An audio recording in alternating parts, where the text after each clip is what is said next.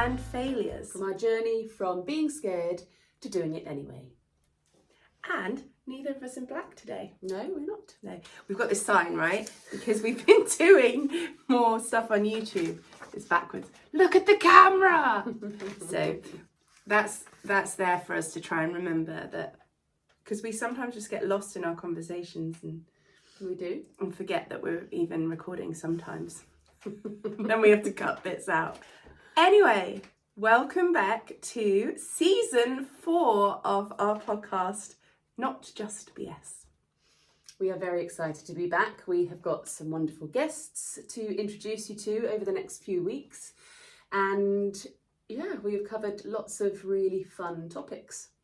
Yeah, it's always so interesting because we record the guests before we record the individual podcast, and then it's hard not to give away all the things we've learned. But we obviously do touch on them, but it's really exciting having the guest process, but we always do that first. And so it feels like we've been recording podcasts for like a month and a half, which we have, but just not our ones. Yeah. So we do try and stay as close to when we're going to release them as possible, but then also, you know, life gets busy and we have to have time to edit them. So yeah. So how have you been, everybody? We've been busy. And we were trying to think about where we left you, with the last episode. On the internet scrolling. And what we have done since then, what we have achieved and accomplished. Yes, because we have accomplished our first Rat Pack performance, which was great. That's something we've been working on since January. Is it since January? Yeah. And kind of really developed as an idea. And but I think at the end of last season we hadn't performed it yet. No. How did it go, Susan? Well, it was a great night, and it is, as we have talked about before, it started as just a basic idea, and it turned into a 2-act evening and a dining experience. Yes, didn't plan that one either. No. So now our Rat Pack Girls package now consists of a dining experience and a theatre show. So our challenge going forward from this is packaging it up for venues and theatres so we can explain to them how much they need to book us, and that and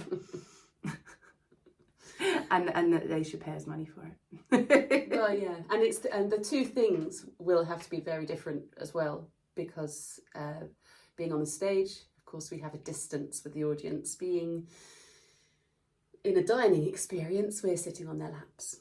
Yes. Whose lap did you sit on? Did you actually? We planned to sit on laps. I don't think I did in the end. No, I ended up dancing. I did some shoulder stroking. I had a little dance with some people. Did, yes. Yeah. That was fun. That was good fun. Yeah. So it was great. It was a great night, and it really worked to propel us forward, because now we know it physically exists. We had some brilliant photos done by a local photographer called Ella Cluett, and she was really great. So we had some great photos done. We got great feedback from the venue and great feedback from our audience. So we love an audience review. Get them while there are a few wines in. Yes. And it was great. But we were thinking that we're kind of sitting in a funny position at the minute, where, and it's a bit new for us, where we're so used to having new ideas and doing the next thing, but getting through those ideas quite quickly and moving forwards quite quickly. And we've really spent the best part of half a year working on 2 ideas and prioritising that over finding gigs, over like general events, band stuff, and that's quite new for us. And I was saying to Susan earlier that it's quite almost like a panicky feeling, because it's uncomfortable. It's out of our normal working, routine? a normal working pattern. Yeah, so it's, and then we were talking about whether that's a good thing or a bad thing, that uncomfortable feeling. Well, also, as we have said before, it's trusting the process. It's trusting whether is that uncomfortable feeling because it's new and because it's scary, or is it because actually it's not right? And that is, it's quite a fine line. Yeah. And actually recognizing that is very important, because I think it was only last year maybe, or the end of the year before, we suddenly realised actually we really had to follow that. That was mainly to do with the musical, and we went, actually, no, this isn't right. It's brilliant. It's, what we've had was brilliant, but right now we need to move on and get on with the next thing, so that it's not that feeling of just being in one place all the time. Yeah. And the confusion between what's just nerves and what is something that is completely out of your comfort zone. And comfort, being out of your comfort zone is literally uncomfortable. It's, you're stretching the things that you're afraid of and trying things out. How shall we tell the difference then? When we just know retrospectively? Well, is it moving forwards? And with our projects at the moment,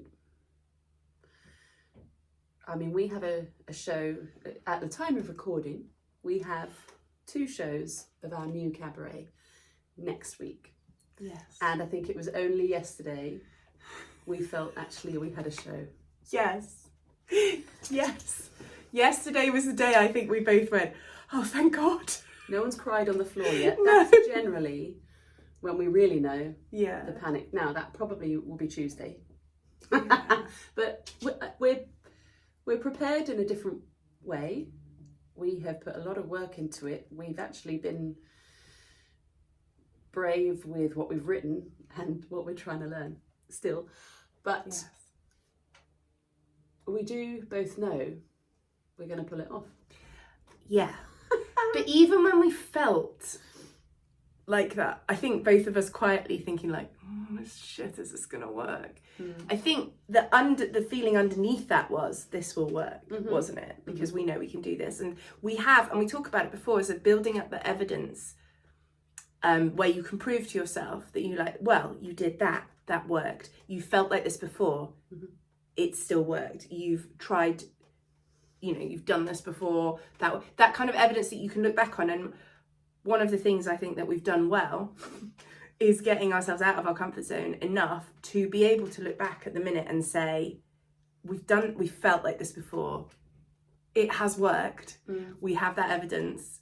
So let's keep going forward. And so talking about your gut feeling, I guess we can look at what we're doing now and see that it is moving slowly forward. We're still excited about it. We're still interested in it, because we do lose interest fast if something's not working, don't we? Yeah. And the challenge will be, because what we love doing is creating, the challenge will be so Ratback Gals is semi-finished now. It's finished as a dining experience pretty much, and the theatre show will be a slightly different, but the core of the show is there. We have our first theatre show booked, so we're just looking to book our second dining experience, because obviously our launch turned into a dining experience. So once we've got those 2 booked, that deadline will be there, so we know we'll make it. Yes, so that's exciting, and Glitter, Guilt and Good Intentions is exciting because we're creating it and things at the minute now, but the hard work comes in once you've created it, once you've passed the deadline of when is it going to be finished, and now you have to do the bit that's not interesting, which is selling it to people, which is where a lot of people will get someone to do it for them. Yes, if anyone would like to. And hit those theatres and venues and say, come on, you want this, and not mind a rejection or a ghosting. Because what we're doing at the minute is creating the information to send to people, because obviously how has selling become part of our job? But it has. And so you have to create something that is easy to be able to say to people, you want this because it's this, and this is why you want it, and this is what you'll get out of it, and this is how much money you could take, and this is why your clients will have a great evening, and this is, you know, why it will be a really great thing for your theatre or your venue. But I think as a creative as well, and as a performer especially, people don't really tell you about that side of it, because it is part of the job, the selling yourself. Whether you are part of a team, whether you're on your own, you have to get out there and sell yourself, and that's really hard sometimes. It's you have to have that confidence that is just ready to be put out there and go, yeah, this is what I am. And the belief in your show, like harping back to when we talked to Bryony, and that confidence of like, I'm a brilliant singer, I will make your evening fantastic, picking up a phone, ringing people, and that kind of confidence of approaching people, which we are still working on. But it can be our new project. Yeah, we are much better at it. Yeah, we are. We are much better at it, because especially with the things that we know really well. I mean, the VE Day, for example. Sorry, frog. Early morning frog. The VE Day week. VE Day week, that always makes me laugh. But VE Day week. Some people still do VE Day gigs. Are they? Yeah. I saw some really hardworking vintage singers still, like this week, or a week later, still doing VE Day gigs. Yeah. Well, we knew what we could provide, and we sold it well, and we were busy for the week. And all of this creativity of writing shows and putting other things together had to stop for a minute. Oh, it was really frustrating. But we did open the vintage box. And hello, petticoats. Yes. Because we needed to make money as well, didn't we? We needed to run our business. And as soon, and you forget, because we've basically had a little bit of a kind of, is public hiatus a good word? What does hiatus mean? Exactly. Is that like a retreat?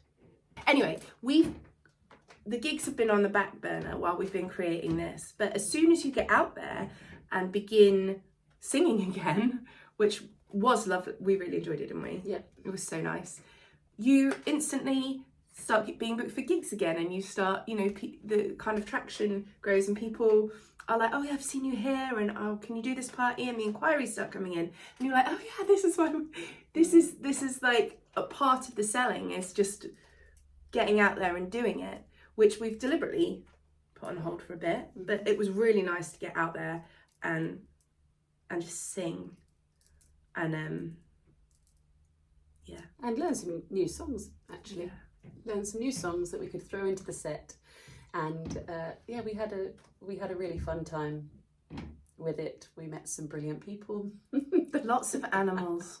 Lots of animals, yeah. Donkeys, dogs. We had one gig in a donkey field with braying donkeys. I mean, that was excellent.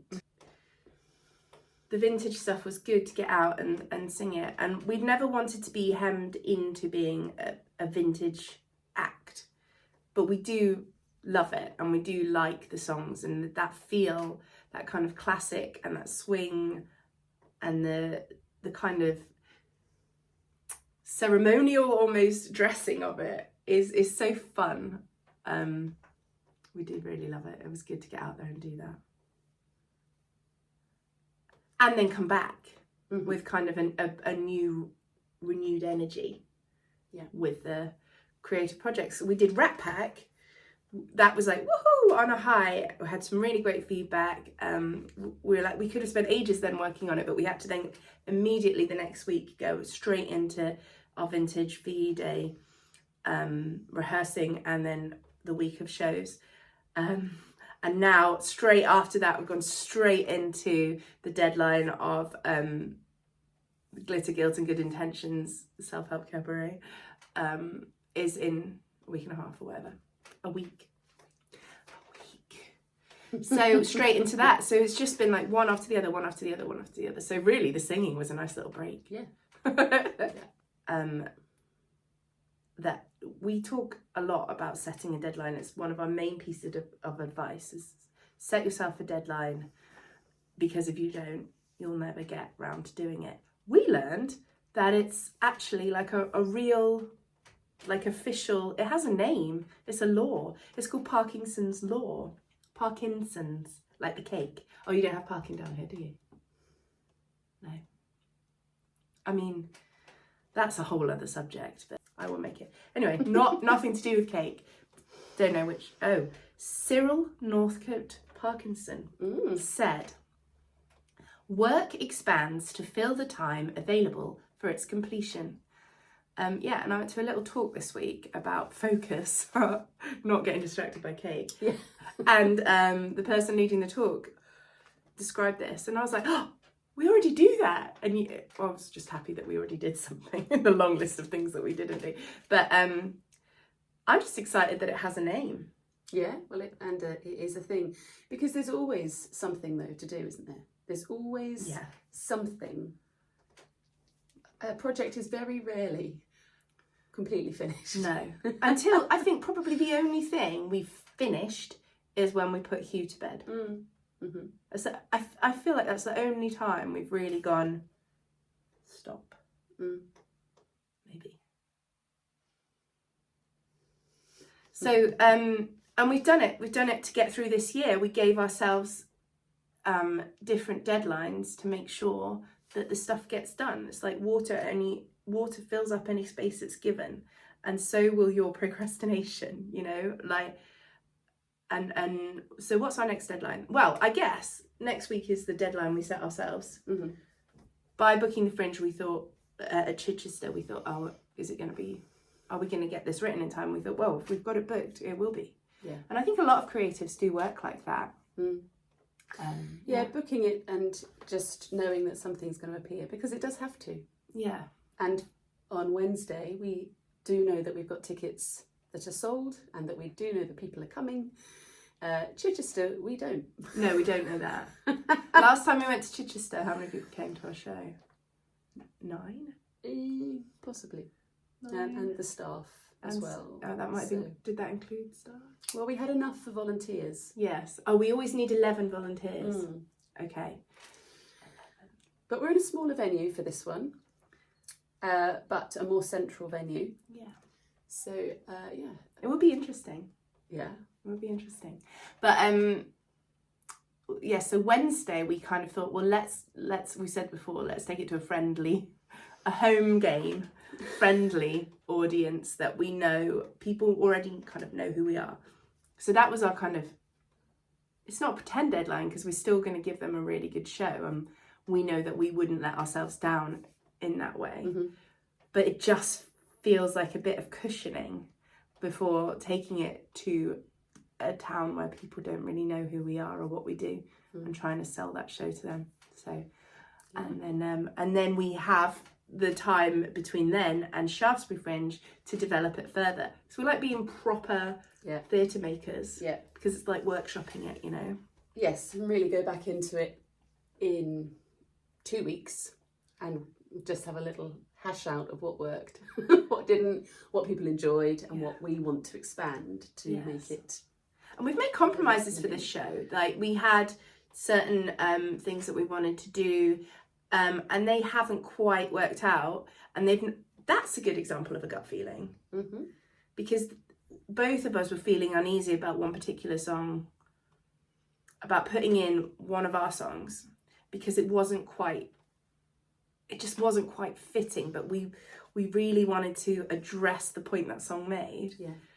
And I think the moment we decided, let's just take it out for Chichester and next week, the whole show opened up, and like everyone could breathe again, and there was just like everyone's shoulders dropped. And it's not that we're ever going to leave that, I hope it's not that we're ever going to leave that out.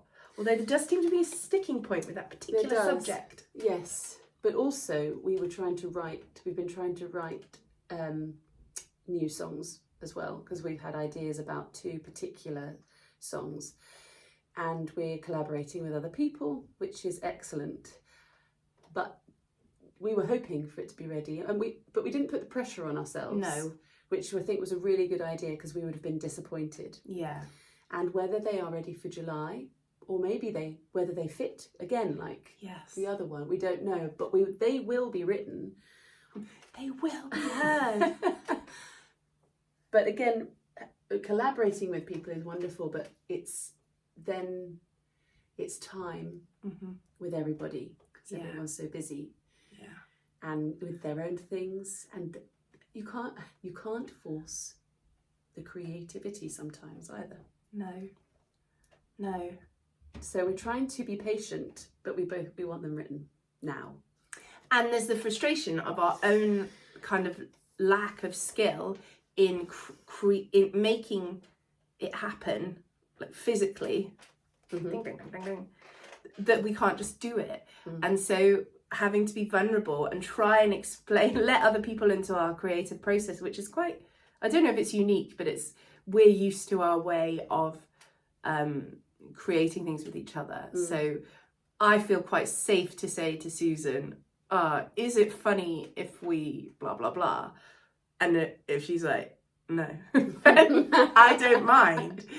But with other people, even though, you know, we've worked with all these people before, there's not that kind of, we don't work with them 10 hours a week, which is, you know, what we're creating a lot of the time together. So it's that vulnerability and that frustration of being able to be like, and also we have this like little weird telepathic thing. We'd be like, I want it to be kind of like, and the other one will know that means something else. And so trying to communicate with other people who don't speak Bell Street is new language. It could be just new language. Is a challenge, and also not us working around their time. They have to work around our time as well, because actually the time we have available isn't the time that normal people have available, because we have weird lives and, you know, very odd situations that we're juggling all the time. And other people are like, I have a 9 to 5. We're like, damn it. So there's all of that. But yeah, it was good foresight of us to say, we might have this song for the end of May, but if we don't, we have backups. But then the backup didn't sit right either. So we let it go yesterday and it feels good. But it's all linked to that idea that we've had way back in season 1, that we were like, we're not going to let go of this idea of talking about people being seen and not feeling invisible. And it's all linked, and we will find the right vessel for this idea. we can't find it yet, and nothing quite fits. But one day it's going to click and it will fly. I'll just put that out there. Yes. Yeah, it is funny. I wonder why it's not sticking, and it's just really interesting. Yeah. Well, we talked a little bit to our next week's guest. Very briefly, we talked about the difference between how easy it is to create when you're being funny, and then when you want to do something where you're vulnerable or serious. It's uncomfortable. And we said that we talked briefly about our struggles to be. I don't think we struggle to be vulnerable, do we? I mean, look at this podcast. But no, but I think also with this particular project, it meant a lot right from the beginning. Yeah, it had a lot around it that we were trying to honour, and it's changed so many different ways and guises, and we're not sure what it looks like. But also, we seem to have fallen into being seen as funny. Yes. Maybe not now, but when we perform, people find us amusing. Yeah, and we default to comedy. Yeah. Which, honestly, neither of us planned. But people tell us we're like our reviews for the Rat Pack Gals show. Like, if we could get some out and read them, are like hilarious, a bag of laughs, brilliant night. I couldn't stop laughing. And if you don't know that we were trying, why would you put that on a Rat Pack kind of tribute. But the point is, when we're telling stories and when we're performing, we find the funny side. So, and then when you want to talk about something that really is meaningful, how do you lean into that? Is a skill that we haven't quite leaned into enough yet. Comedy does ease it. It helps it. It makes things less uncomfortable. I remember listening to a podcast about grief called Griefcast, and it's these comedians being interviewed about their situations they've had and experiences with grief. But because they're comedians, actually, it's very funny because they're not scared to just let everything out and talk about things, and you can think, oh my God, I shouldn't be laughing at this, but it makes you feel safe in that. So maybe now we're just talking ourselves why this project worked and why it's going to work. Yes, but because I think whatever we make, we will find a way of it being funny, but it's we don't want to misrepresent the intention behind it, and so at the minute that's where we get stuck every time. But we're not gonna give up. We're not gonna give up. But it's funny because we've replaced what we're trying to work on with quite an intense song that isn't funny. No. And we're quite comfortable with it. Yeah. So I think it's more us creating something that's vulnerable and people knowing that it's come from us. Yes. That might be the sticking point. And going back to collaborating with people as well, we've got excellent musicians around us and some wonderful minds, but it is difficult when you have an idea and especially when you're working with friends and people that are close and they have their ideas, and again when we were working with our colleague who was helping us get the rap pack together, get the cabaret together, and you have to take the constructive criticism, and we're not used to that because we did it together. And we agree or we don't agree, and we just get on. But when people do give you that little bit of criticism, or maybe ask a ideas, question of you, yeah, it is hard not to give an eyebrow. It's really hard. And say thank you. Also, our thinking and creating faces, I don't think are very welcoming. Well, because you're very quiet. So you say you're like an internal processor. That sounds like a ding ding ding ding ding. And I just but both of us have a face, and so when we're thinking, even if we're not thinking anything bad, the thinking face, I think, is probably, I don't know what mine looks like, but I know what yours looks like. And, I imagine it's quite intimidating. Yeah, it's like being an audience member. I try and really put a face on in an audience. Yes. Because I'm so aware of looking at people's faces and thinking they hate us. Yeah. And then afterwards they'll come up and go, that was wonderful. Why didn't you? Because I'm not a laugh out louder. No. In an audience. So sometimes I have to be like, if you find it funny, Joni, go ha ha ha, because actually it means so much when an audience member does that. But I have to remember that my face is like that when I'm watching something. And it's not because I'm not enjoying it. It's just my face. It's my face. And often I will be really enjoying something. And they're the people who come up to you afterwards. That was amazing. I really enjoyed it. It's like, tell your face. But then I remember that I am the same. Yeah. What was our point? Constructive criticism. Working with us and our faces. Yeah. Yes. But again, with that, it's trusting what you want as the final vision. Yes, because at the end of the day, it is our project, and people are working with us to help us make that, birth it. They're midwives with better skills than us. Well, I think what we come up with will be great. It's just, it's not an easy process. So, but we have the evidence that we've written a musical. We have the evidence we can write a song. Yes. 9? Yeah. I mean, that was an interesting process back then. It was. We threw ourselves into it in a room, and I mean, our lyric writing, well, I think we've moved on from there. We have moved on, but then that's the other thing. So we're working with people who are from musical theatre background, and then so we want words, story, and they're like, it's too many words. So it's just interesting, adjusting and deciding if that's something you agree with and you want to compromise on, or you don't. There was something that was suggested we took out of our cabaret, or no, it wasn't suggested we took it out, but it was questioned. Why is it there? Do you think it's the right wording? And like, does it give the right impression? And then we did really think about it. We've discussed it a lot, but we've decided yes. Yeah. Yes, we do. It absolutely does. And now we're aware of that, where that kind of misinterpretation could come. So we're going to make sure that It doesn't. it doesn't. Yeah. No, leave no room for doubt. But we're keeping it. We're keeping it, because we can't find another way to say it.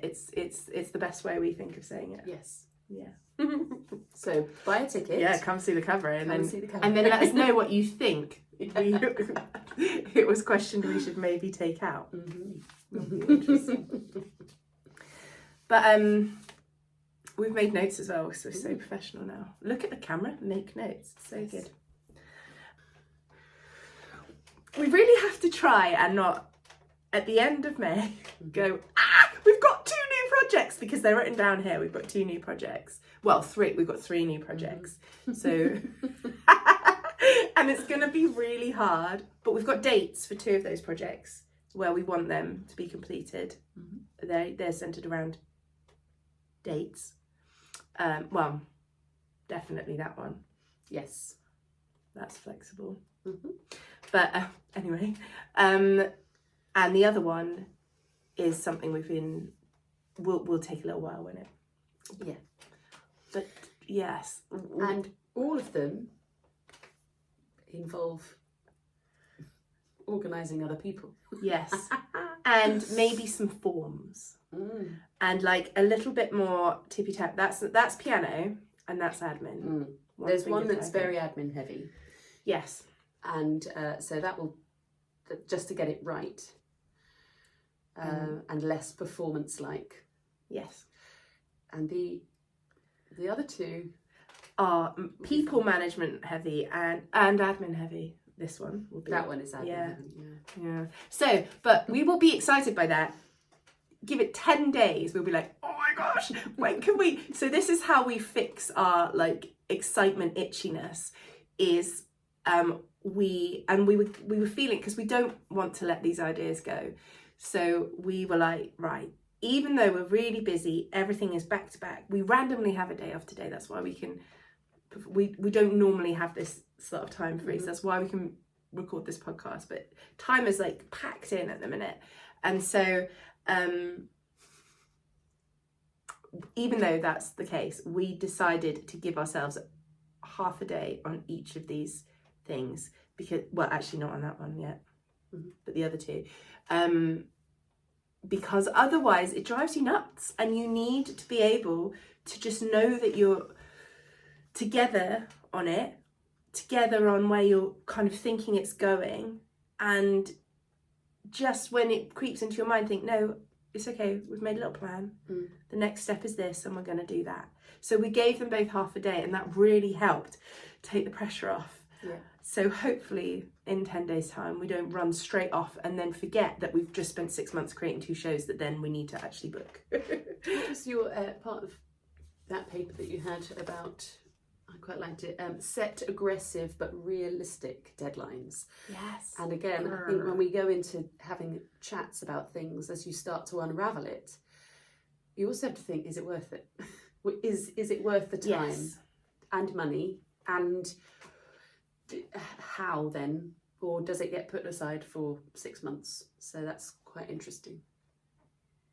This is what I do when I have something to say, and I won't forget it if I do this. I don't want to interrupt, but I've forgotten.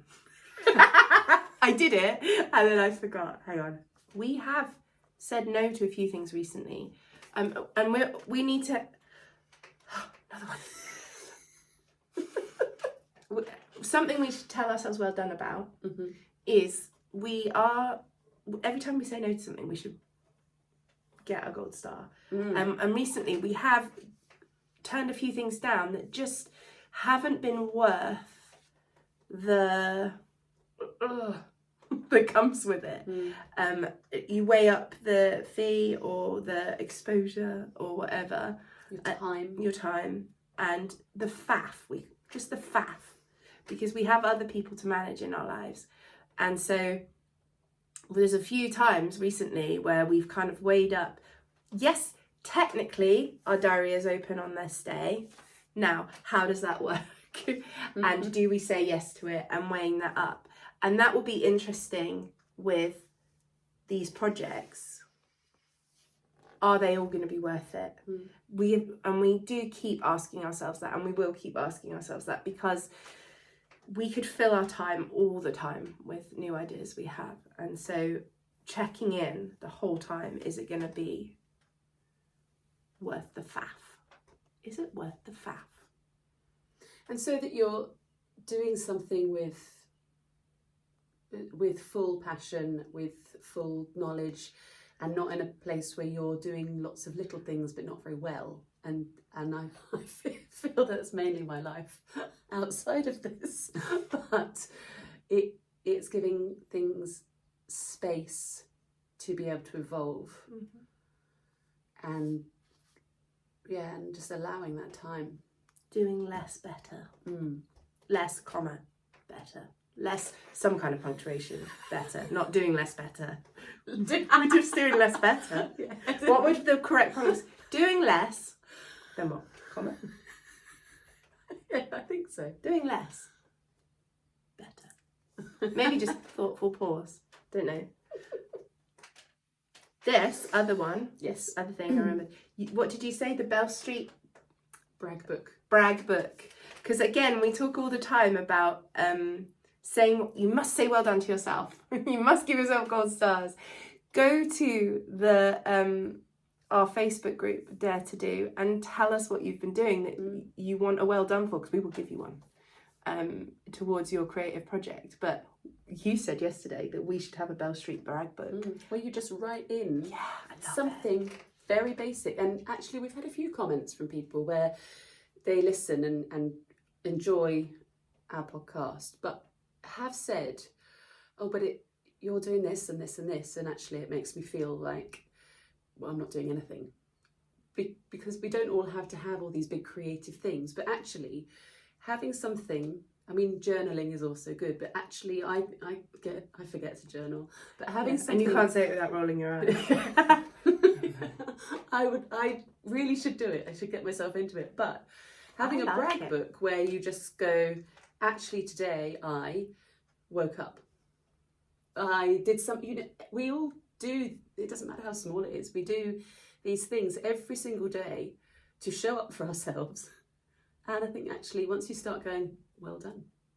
I did that one thing today that was different, or that I'd meant to do. It doesn't have to be a long, massive process. Said no to something that was too much faff. Yeah. You know, but that goes back to what we were saying earlier of that evidence. So you're building up evidence of things you've done well. You're building up evidence of achievements of, you know, I got up 7 times last week, which I did. Did you? In one day? No, in a week. I got up 7 times. No, but like you can go, so I can do it. I can get up again this week. I can do it. You can kind of build up that evidence for yourself. And I know, journaling does come across as quite cheesy, but it's like literally scientific. No, it's not cheesy. It's just actually doing it. It's giving yourself that time to sit down and write. Yeah. And it's hard to... That's a big gift to give yourself when you're really busy as well, is time. And then when you do give yourself that time, do you want to do something that initially feels like a chore until you begin to find the evidence of it being not a chore? Yes. Yeah, interesting. But I think a Bell Street brag book would be fun for us. It would be like a burn book in Mean Girls, but red, obviously. and not a burn. It'd be nice things. Yeah. I like that. And then we could also write down the stupid quotes that we say, you know, like, we should rehearse the song before we sing it, and things like that. Yes. I remember reading a book called The Artist's Way, and I can't remember who it's written by, but that is all about when you wake up in the morning, writing and getting it all out, whatever's in your brain, down on the paper, so that you then have this lovely free space for creativity to come in. I find the opposite. I find if I'm going to do that, I prefer to do it at night and get it out the way. It kind of frees up my brain for sleep. Right. And then I find the repercussions then last into the morning. I think functioning in the morning is one slower for me. But that comes down to, you know, where it should be, where it works for you, shouldn't it? Yeah. Because sometimes you do just wake up like with a ton of shit in your mind, don't you? Yes. I had weird dreams last night. I've had some really weird dreams recently. I have. We are good friends because we do tell each other our dreams, and that isn't something that everyone needs to hear or is particularly interesting always. But also, as we head towards a show, quite often the dreams start coming in, and I haven't had any anxiety dreams about the show yet. For next week, have you? Not yet. I had a dream about the world ending last night though. So, but there were unicorns. Well, it's always a plus. So yeah, I don't know what that means. Maybe we'll never get to do our show. But no, I haven't had any stress dreams about this one yet. But what I didn't about the Rat Pack until very close. So that's good. Maybe we're managing our anxiety or stress better around a project. Maybe we believe in ourselves a bit more. So we had one last thing to cover, didn't we? We did. We did indeed. With all these new projects and exciting things, we are hoping to expand ourselves, literally, and have a little bit of rebranding. Yeah. It's been 8 years? 7 years? I think when did we first sing? It was May Cabaret, wasn't it? Yeah.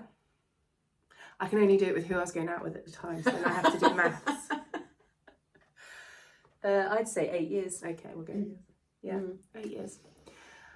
Since we had any kind of branding meeting. But it's been a long time. We've always had this vision of having an umbrella company, haven't we? Where we just sell umbrellas. No, where there is an umbrella, and under the umbrella are all our little projects. And so we finally decided that it's actually going to make our lives less complicated. This is the time to do it. So this is the time to switch to, well, we switched it on the podcast introductions first, didn't we? This is the time to switch to Bell Street Productions. I don't know what the jingle is for it yet. We don't know what the logo is for it yet.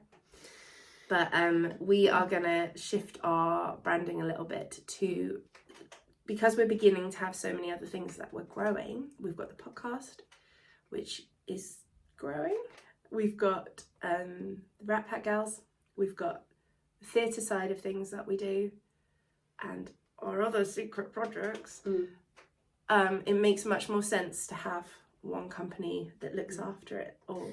Because also when we were finding with our promotion for Rat Pack and for the cabaret, it's fine to say featuring Bell Street locally because everybody knows who we are, and that's sort of the pull, we hope. Well, people know whether to come or not, depending on how they feel about us. But when we go further afield and people don't know Bell Street yet, we figured that having Bell Street Productions means that our name's still in there. And actually it could be anyone doing it. Yeah. But that's for That's years. not for this year.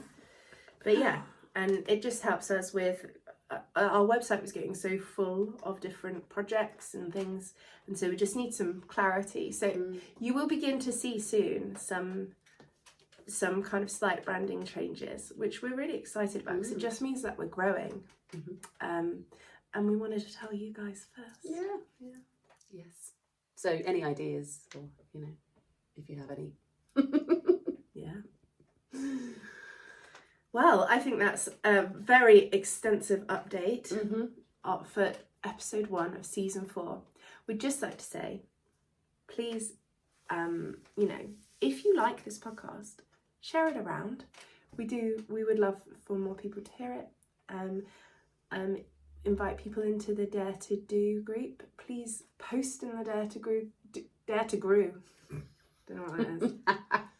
Post in the Dare to Do group if you fancy it, because it's a great place. We have, who's the best poster in there at the minute? It's probably Andrea. Yes. Andrea is an amazing artist, and she's really great at posting in there every time she has a milestone or a new event. And she talks about her, she's invited us to her exhibition opening, hasn't she? So we're going to that next Friday. And we want to hear about your events. It's fine for you to go on and say, I'm doing this, come and see it. Or, there might be, if we can't, then we might be able to share it or whatever. We're really happy to support whatever you're doing creatively. That's what we want it to be there for. So please do join it and talk in it. We've also noticed that our audience is kind of split in half between our audio podcast listeners and our YouTube podcast watchers, maybe. So we are kind of aiming in terms of what to expect if you go to audio or YouTube.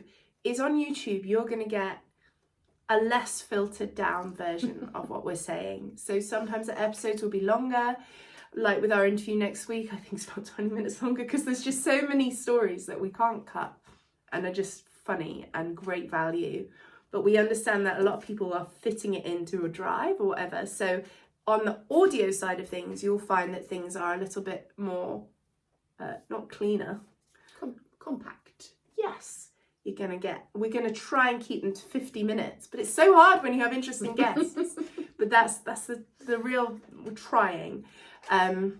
So yeah, that's gonna be the difference if you're kind of wondering which link to click on, or both, because actually comparing the two and what we miss out is quite interesting as well. But yes, so YouTube, more information, a little bit rougher. You've got to be dedicated for both, haven't you? Yeah, but I reckon there's a couple of dedicated people out there. Sometimes you watch the YouTube ones, don't you? I quite like them. Oh, I just watched the highlights on Instagram. Yeah, so we wanted to put that out there so you knew what was going on. If you're watching the YouTubes going, God, these go on for ages, switch to Audible. Not Audible. We're not on Audible. Not till they sponsor us. Audio, yes. We're still working on Post-it sponsoring us. Oh, and if anyone wants to sponsor us.